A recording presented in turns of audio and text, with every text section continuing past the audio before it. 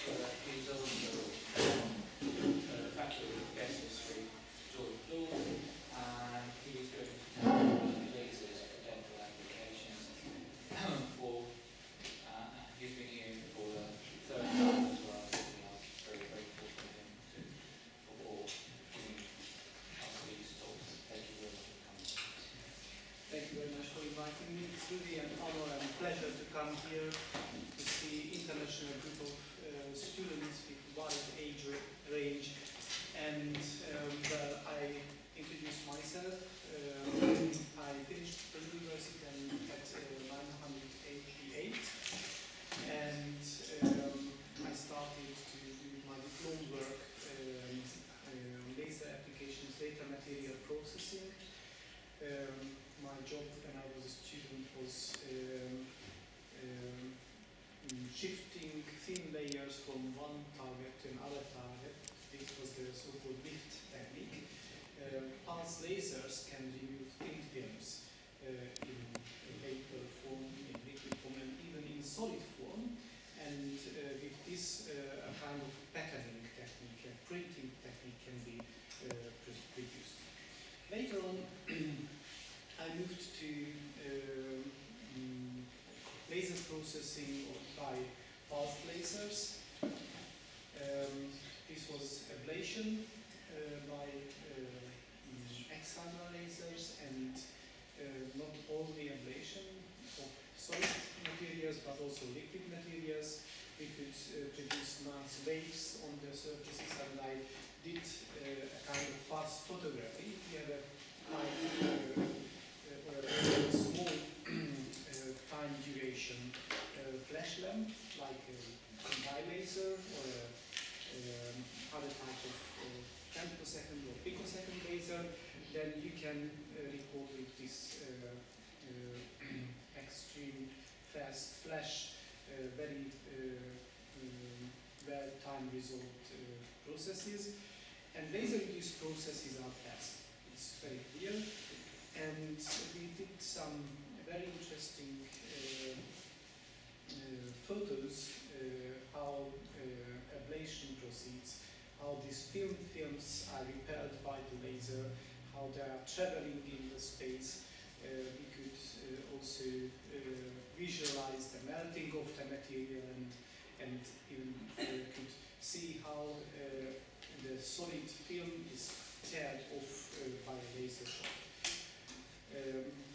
I also did some nice photos about liquid surfaces and the originating waves around the ablation region, and also did some pulse laser deposition of thin films.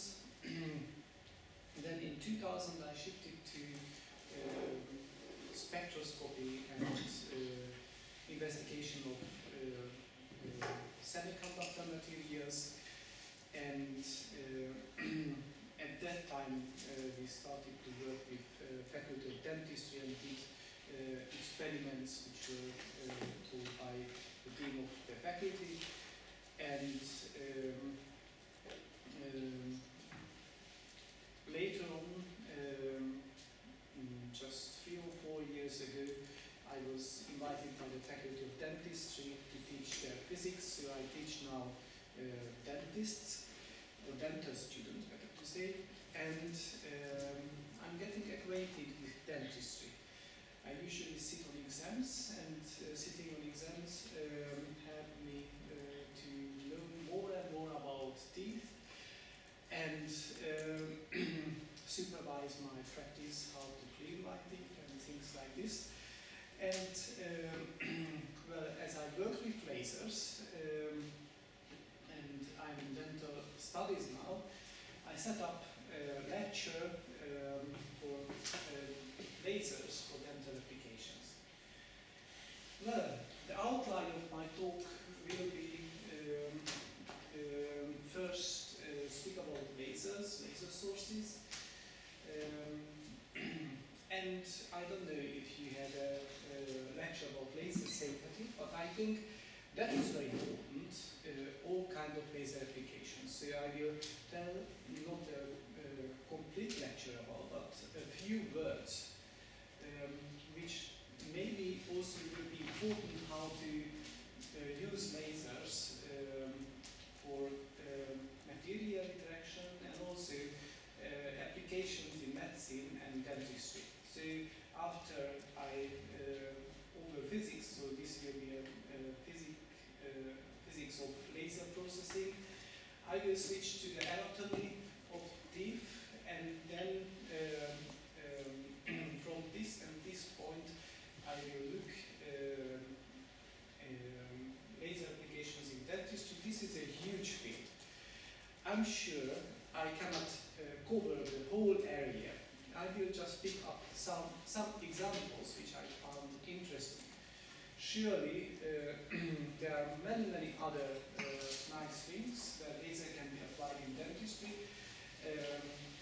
which are mostly connected to laser surgery. I'm more concentrating on the teeth and the teeth ablation.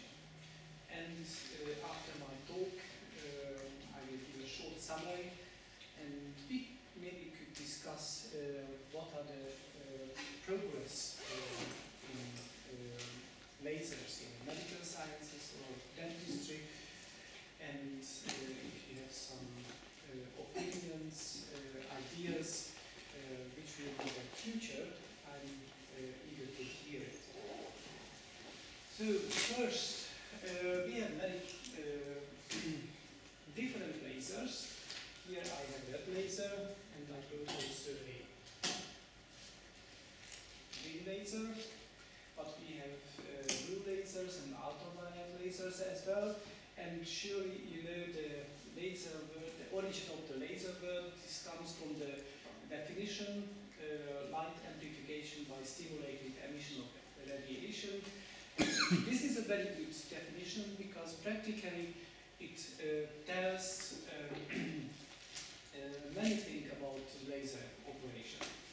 So these are very unique sources. We can have many types of lasers. As you see, different wavelengths, different time duration pulses, different energy, different powers, and I will speak about this. Just a very short description of light, mainly for students who came from medical paths. Lasers emitting light, and light is an electromagnetic wave, and it propagates somewhere. This laser shows practically that it starts here and propagates the direction, and usually the laser light propagates in a line. Maybe it's better with the green one, it's stronger. So I show myself. And it's a so-called transversal wave, which means that the vibration of the electric field and the magnetic field is perpendicular to the direction of propagation. And due to this fact, many things can be deduced. Practically, this wave can vibrate any directions in a normal light, but they can be polarized in the direction of electric field, as in this figure will be in one plane, and this plane is usually called polarization plane. The specific feature of the light that it has a constant velocity in vacuum, and this is 3 times 10 to the 8 meters per second. And practically this radiation is a transport process, and energy is transported via these electromagnetic waves. And here are the different type of electromagnetic waves. We know that radio radiation, microwave radiation, infrared radiation, visible and ultraviolet radiation, X-rays, gamma rays are all electromagnetic radiations. And with lasers we can reach infrared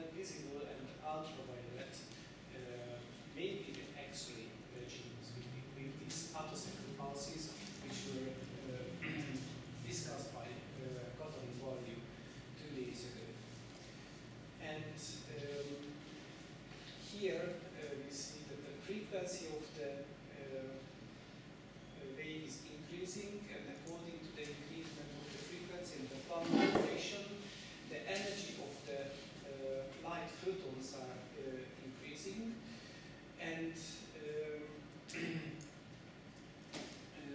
it's also interesting that the wavelength range is in size similar in case of gamma rays with the nuclei. So gamma rays can interact with the nuclei, X-ray interact with the similar size atoms, ultraviolet light interacts with the similar size of molecules, for example proteins. Visible light can interact with cells, and this is a very interesting thing. Infrared light can heat up a material, for example, the top of a needle, and microwave and radio waves interact with larger scale features, for example, antennas with radio waves can be some centimeters or some meters or even some 100 meters or kilometers. Here at the bottom there is a kind of temperature scale. If we just think about the Stefan Boltzmann law, we can make a parallel temperature to the given frequency, and we see that practically the material which emits a given wavelength or frequency can be corresponding to a given temperature. So the visible light corresponds between the 100 Kelvin and 1000 Kelvin temperature. 100 Kelvin is already close to the infrared, and 10,000 Kelvin is already close to the ultraviolet. We know that sun emits light mostly the yellow radiation, and its temperature is 6,000 Kelvin. So here is a table. It summarizes the different radiations which can be produced by lasers. Here we have ultraviolet, visible, infrared, and here are the wavelengths in nanometers. Usually we define visible radiation from 400 to 800 nanometer, and we see that here is the wave number and the frequency in terahertz, so these are really high frequencies. And here the photon energy is given in electron volts. If we just write the famous Planck equation, energy of the photon is equal to the h times f, where h is the Planck constant and f is the frequency. We get a kind of energy, and this energy plays an important role when photons interact with the materials. Just I ask you, which is more dangerous regarding the sunburn? Staying daytime with blue sky, or staying in the evening when the sun just gets down and it has nice red color? Who thinks that the sunset is more dangerous? And who thinks that the daytime sun is more dangerous for the skin?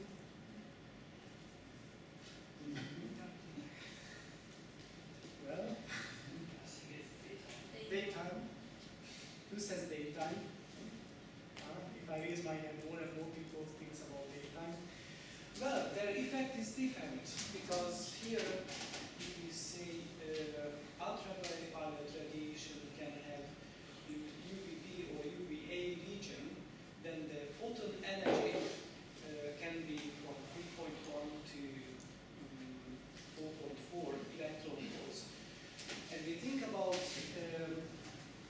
the bonding strength of the molecules. If I go back here,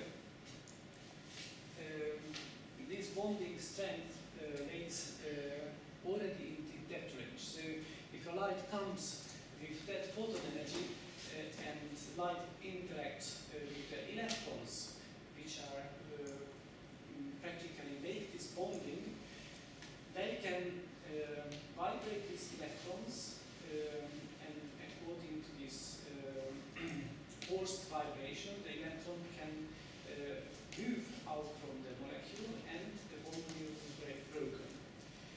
And if the bond is broken, then we practically cut the molecule, and this is a kind of photochemical effect which is produced by high photon energy sources.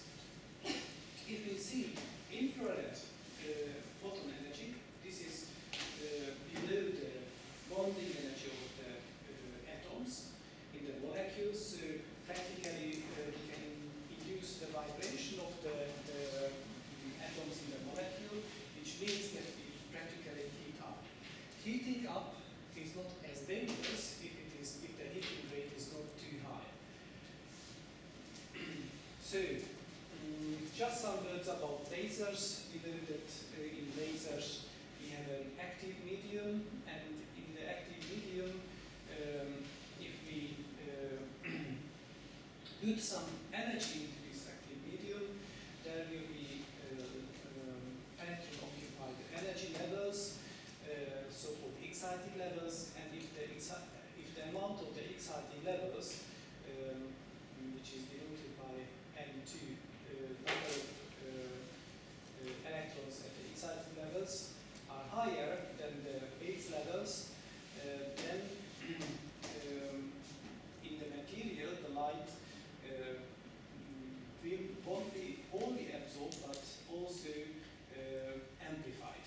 And here is the equation which gives the light intensity as a function of excited species, number of excited species, and the thickness, and here's a constant.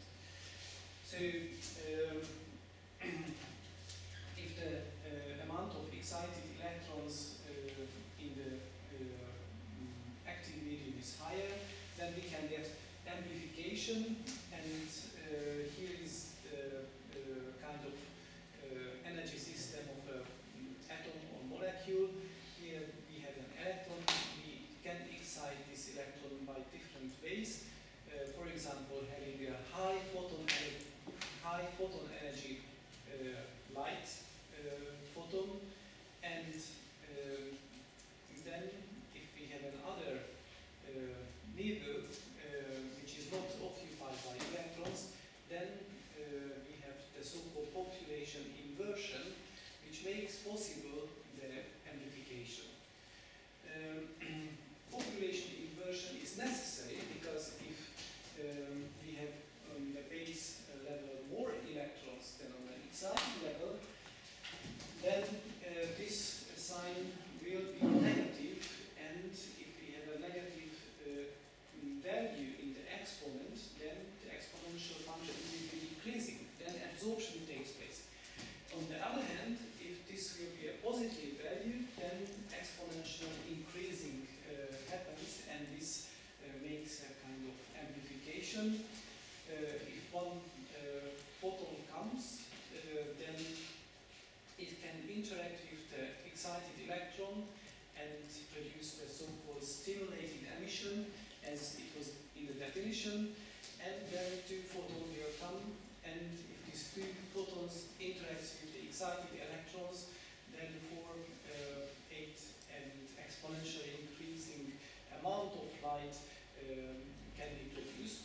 Of course, there is also absorption, so this exponential increase will be defined with this N2 and N1 number. These are the occupation of the two levels, the excited level and some other base level.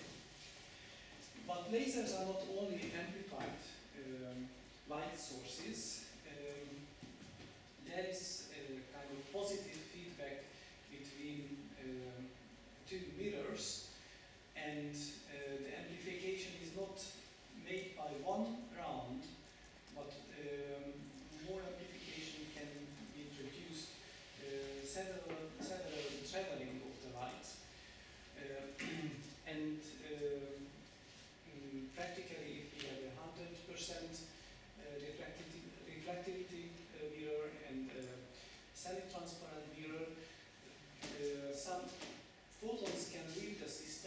this loss, according to the excited medium, this loss will be the laser light which is emitted from this system.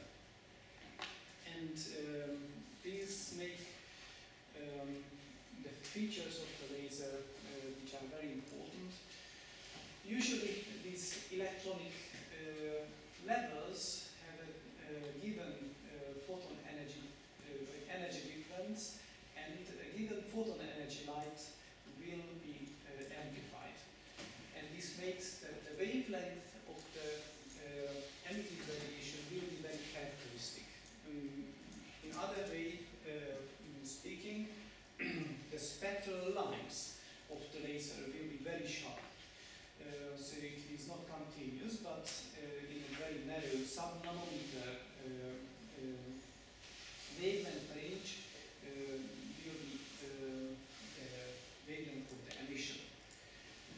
And this is practically we call monochromatic source. The laser radiation usually in the CW or pulse lasers can be regarded as a monochromatic radiation.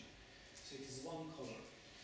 Also, due to the amplification system, this two mirror, those lights which are escaping with another angle than which are parallel with the optical axis.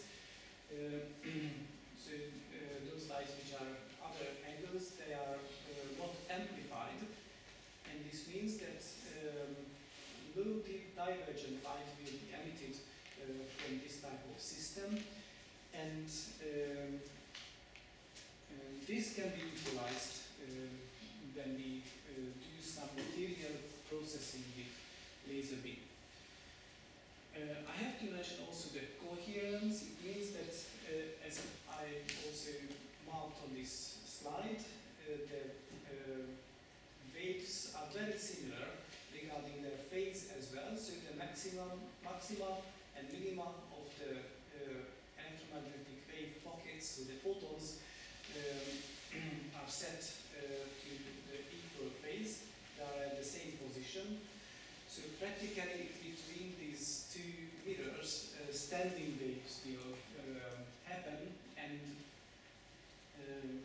in this way the light which is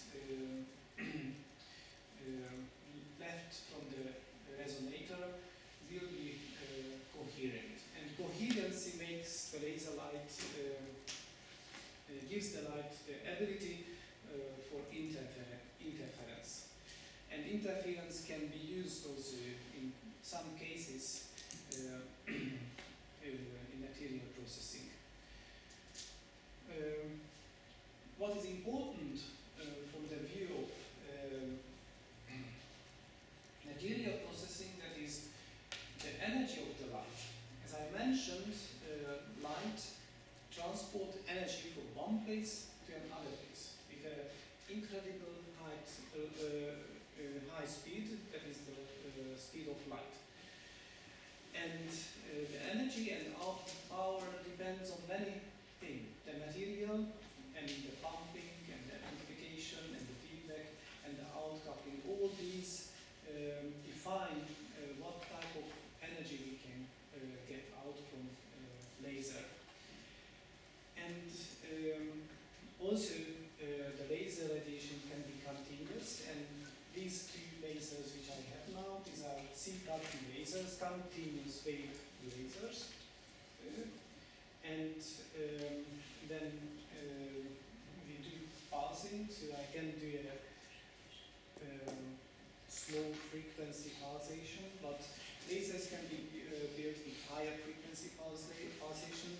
For example, carbon dioxide lasers are pulsed in that way that they shoot for a while, and there is a relaxation. And there are typical pulsed lasers which give only pulse in a very, very short time range, in a microsecond, or in the case of Q-switch lasers in a nanosecond range, or in the CPA short pulse amplified lasers in the femtosecond range. So we have many lasers what we can utilize for just this is a very improper summary of the lasers because we have many more. But the typical lasers are listed here. We have ion lasers. So this is a helium neon laser. And we have helium and neon ions in the excited volume. And these are mostly CW lasers. So the process time can be varied from milliseconds to minutes, depending on the chopper what we use.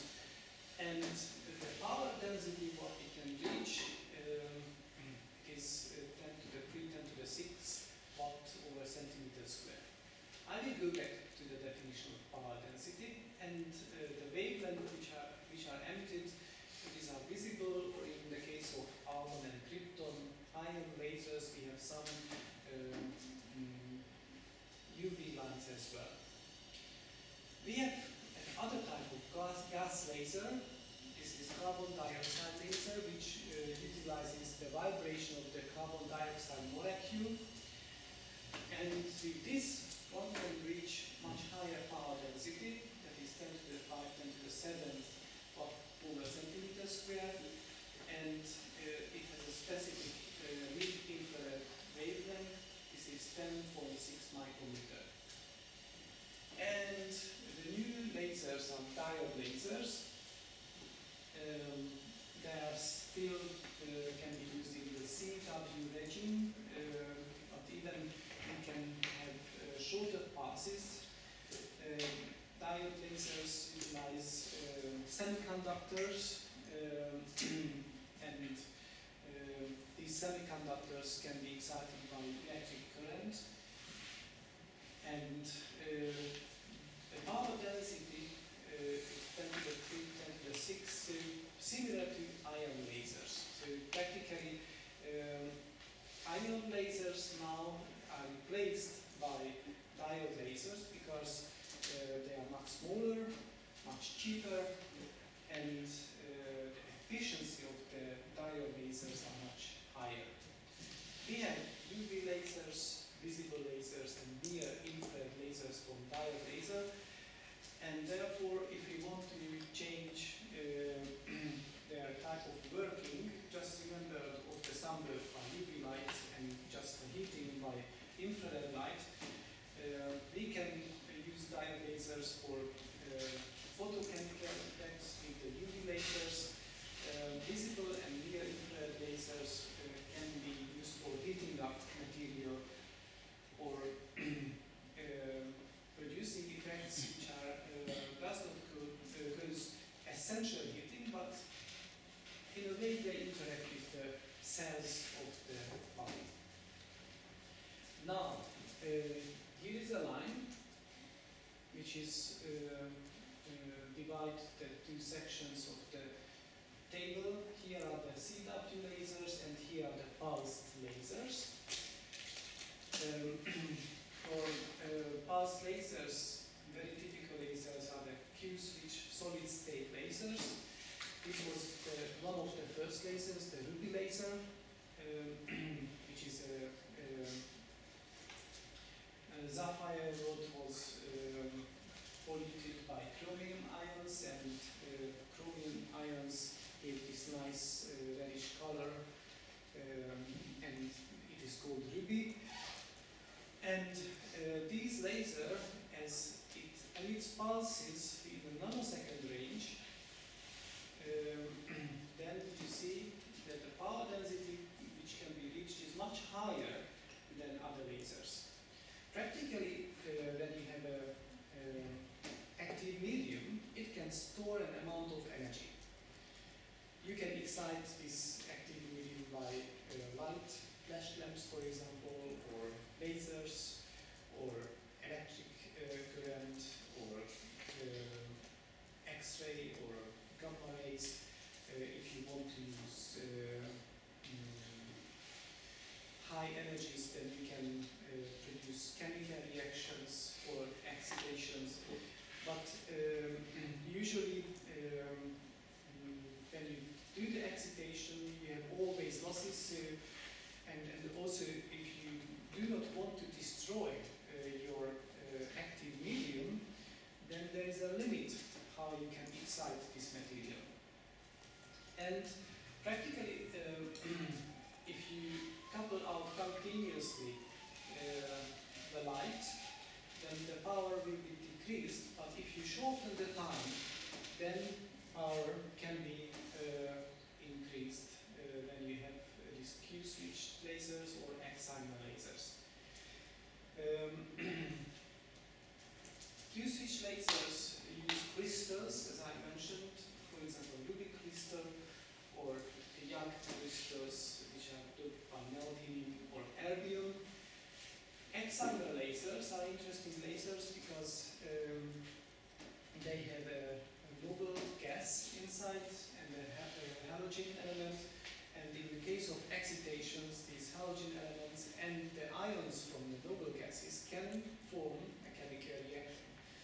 And this is interesting because when you have in normal case a halogen and a noble gas, they will not form any compound. But in extreme surroundings, when you have a high current electron charge, these excimer molecules form, and practically when they practically noble gas do not like this molecule. So when noble gas relaxes and divorces from the halogen, then UV light will be emitted, and this will be the source of the laser light.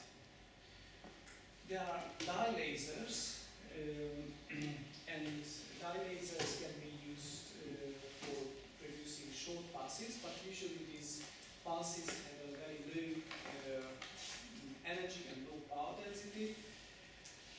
But if we use an according wavelength dye laser and we amplify the short pulse of this dye laser in an excimer laser amplifier, then we can reach the picosecond range. And what we gain, we get UV pulses. And such laser works here at the Department of Experimental Physics in the so-called Hill laboratory. This is high laser intensity laboratory. And you see shortening the process time leads to increase of power density now to the 10th to the 14th watt over centimeter square. This is already 10 order of magnitude increase of power density. The trade is that you have a shorter pulse, shorter interaction time. Then, of course, the highest power densities can be reached with the femtosecond lasers. These are solid-state lasers again. The laser, which is very typical for this laser, is the titanium sapphire laser. Again, we have a sapphire crystal, which is an aluminum oxide practically, and if it is doped by titanium ions, then the request for femtosecond pulse lasers can be fulfilled. This means that this material is not only have transition in a given photon or energy differences, but transitions can be produced in a range. It means that the amplification is not happens only at a given wavelength, but in a given wavelength range between 800 and 900 nanometers, or 700 to 800 nanometers. Sorry. And according to the Heisenberg's principle, if you have a wider wavelength range, you can produce shorter pulses. So I give you some images about lasers. So this is a ruby laser, a very old one. You see here is the ruby crystal, here is a flash lamp, and the two is closed into a mirror system. These are elliptic mirrors, and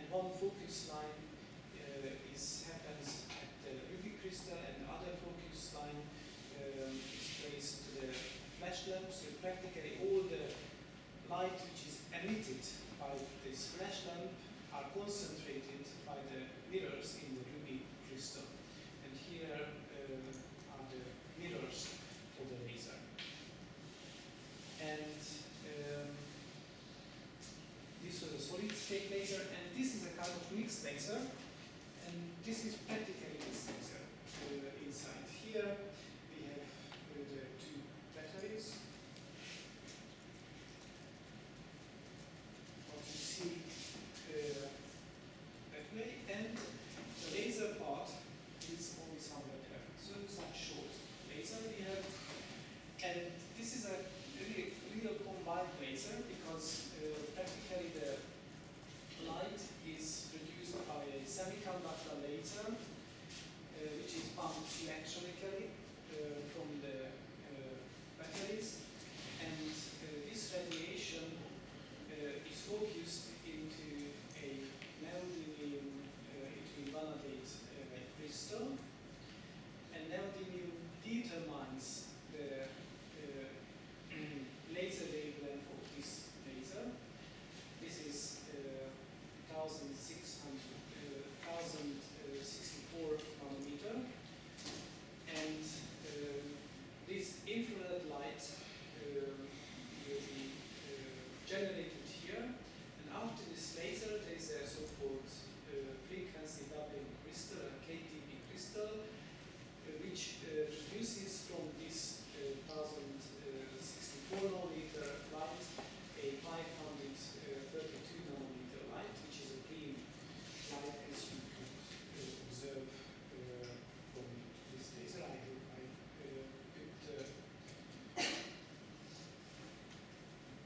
batteries in a right order. Yes, so it still operates. And then here is a kind of decorative light ray mirror or an infrared filter, which allows to penetrate this system only for the green light.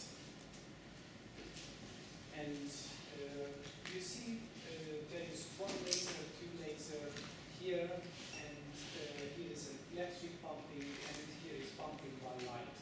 And this is a solid state laser. And I was speaking about this dye laser, cryptophora flexible laser system. Dye lasers can produce very short passes with some tricks. So if dye lasers are excited by distributed feedback, means that when we interfere lasers and you have excitation in planes to each other, then the system can work as a laser, and when the laser starts to work, this practically mirror system will be destroyed, and the result is femtosecond laser pulse. These type of lasers were invented by the previous leaders of the Department of Optics at that university. I think 15 years ago, the shortest pulse length was reached here at this university. And Chandra Sokmari used these lasers to combine with an exciter laser to lead these very short pulses across exciter laser amplifier, not only one time but several times, and the result was that ultraviolet and femtosecond pulses being produced. We have also another femtosecond laser, which is a titanium sapphire laser system. Practically, the laser is such small crystal in that system, but the type of amplification, the jerk pulse amplification, needs very optical elements which are situated in these boxes. So I was already used some units for the power, that is 1 over centimeters square, but then we turn back a bit for the definitions of the power of the radiation. If we have an amount of energy which